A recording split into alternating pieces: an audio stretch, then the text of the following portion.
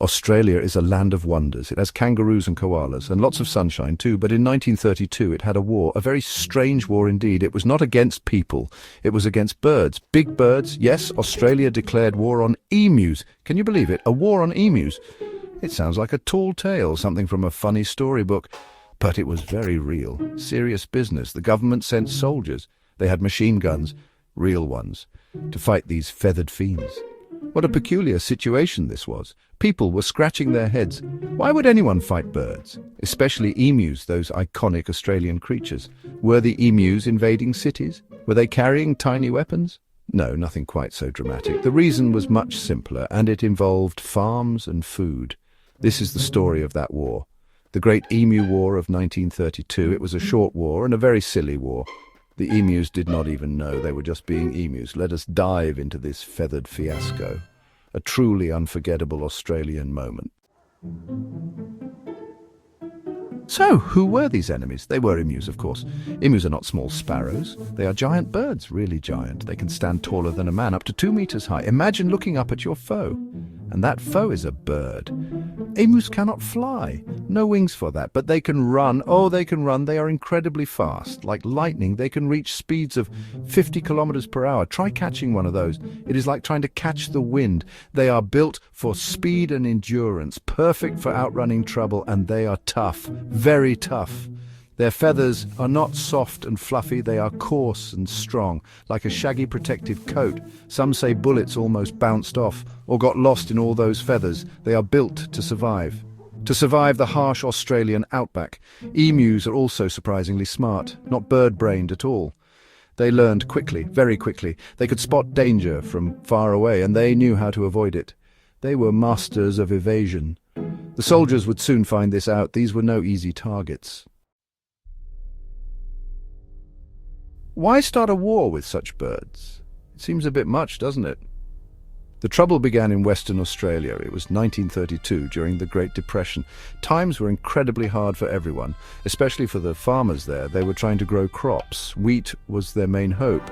Then, a huge number of emus arrived, not just a few, thousands of them. Some reports said 20,000 emus.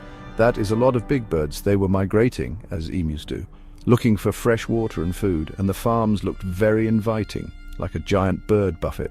The emus loved the wheat. They ate the tender young plants. They trampled what they didn't eat.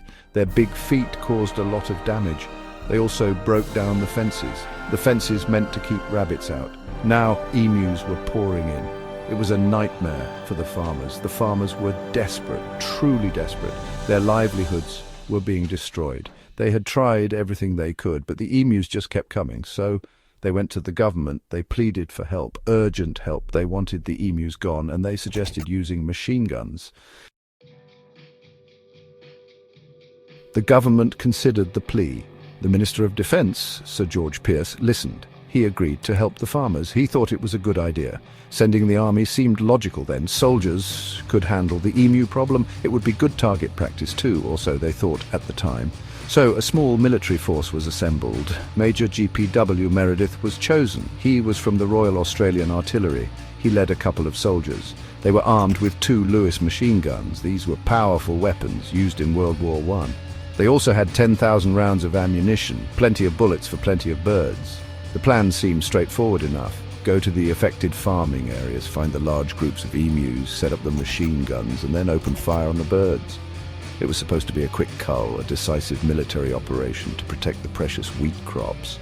The soldiers probably felt confident. How hard could it be to shoot emus? They are big, they don't fly away. It sounded like an easy job. Perhaps even a bit of an adventure. Little did they know the challenge ahead. The emus were not going to cooperate. A feathered shock was coming. Section 5. The first shots. Emus 1, Army 0. The war officially began in early November. The soldiers arrived in the Campion district. This was prime emu territory. Soon, they spotted a mob of emus, about 50 birds in this group. They seemed like easy targets. Major Meredith gave the order, prepare to engage the enemy. The soldiers set up their Lewis guns. They took careful aim at the emus. The birds were calmly feeding, unaware of the danger they were in. Then the machine guns roared to life. Rat-a-tat-tat, bullets flew. The soldiers expected a massacre. But the emus had other ideas. As soon as the firing started, chaos erupted. The emus did not fall down in heaps. Instead, they scattered instantly. They ran in all directions, not just one. They split into small, fast-moving groups, making them incredibly hard to hit. Sometimes the guns even jammed or overheated from continuous fire.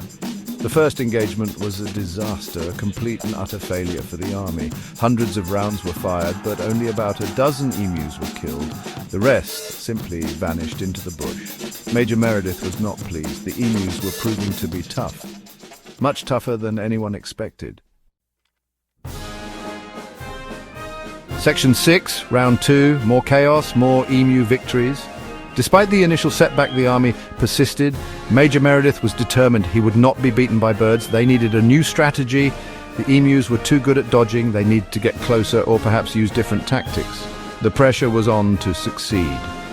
One new tactic involved a truck. They mounted one of the Lewis guns on it. The plan was to drive alongside the emus, chasing them down, shooting on the move. It sounded like a clever idea, a mobile emu destruction unit, but the Australian outback is rough and very bumpy.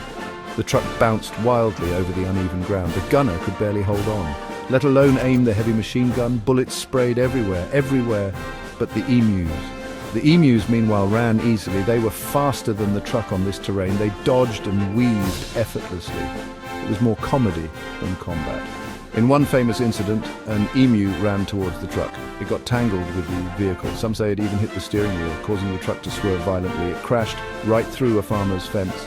The emu presumably just shook itself off and ran away, joining its comrades. The soldiers were left red-faced again. Section 7, Laughingstock, the army and the newspapers. Word of these failed attempts spread. It spread like wildfire across Australia. Journalists were following the war. They found the whole thing hilarious, and they were not afraid to say so. Newspapers started publishing critical reports and very funny articles too. The army was becoming a joke. Headlines mocked the military's efforts.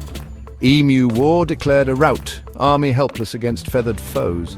People across the country chuckled. The image of soldiers battling birds and losing, it was just too amusing. The public found it hard to take seriously. This was not the army's finest hour.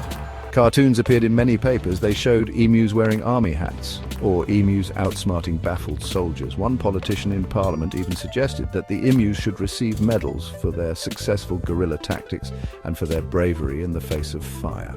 The soldiers felt deeply embarrassed. Major Meredith tried to defend his men. He said the emus were not ordinary birds. He compared their tactics to Zulu warriors, able to face machine guns with invulnerability. He said they were cunning and resilient, but his words did little to stop the ridicule. The Great Emu War was a public relations disaster. The military's reputation took a hit.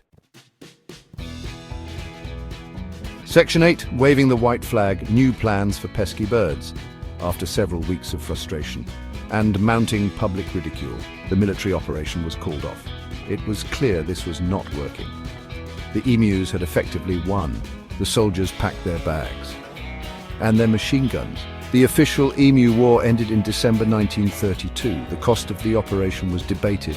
The ammunition used, the soldiers' time, and the damage to the army's pride. Major Meredith reported about 986 emus killed, using nearly 10,000 bullets. That was about 10 bullets per emu. Not a very efficient kill rate. The emus were certainly not wiped out. The government had to find another way, a different approach to the emu problem. Machine guns were clearly not the solution, so they turned to a bounty system. This had been requested by farmers earlier. The government offered money for each emu killed. Hunters were encouraged to cull the birds. This proved to be more effective. Over the next few years, many emus were culled, tens of thousands through the bounty system. Farmers also focused on better fencing. Exclusion fences were built, designed specifically to keep emus out. These measures eventually reduced crop damage. It was a slower, less dramatic solution, but it worked better than a war. Section 9, a feather in their cap. The Emu War's funny legacy. The Great Emu War remains a curious footnote in the long and varied history of Australia. It is a story that often brings a smile or a bewildered shake of the head. How could a modern army lose to birds? It highlights a unique Australian spirit where even the animals are formidable and nature often has the last laugh. The event taught some valuable lessons. Underestimating an opponent is never wise, even if that opponent is an emu. And sometimes brute force is not the answer, especially when dealing with nature's challenges. The emus were just trying to survive. In a land that was changing around them, they adapted and they endured. Today, the story is mostly remembered with humor. It is a classic tale of human folly, a reminder not to take ourselves too seriously. The emus, of course, are still around, roaming the vast Australian landscape. They are a protected native species now. Their population is stable and healthy. They truly are resilient creatures. So if you ever hear about a war against birds and think it sounds utterly ridiculous, remember the Great Emu War of Australia? It really happened. Soldiers, machine guns, emus. The emus faced the bullets and they won. It's a quirky, funny, feathered truth, a tale that proves fact can be stranger and much funnier than fiction.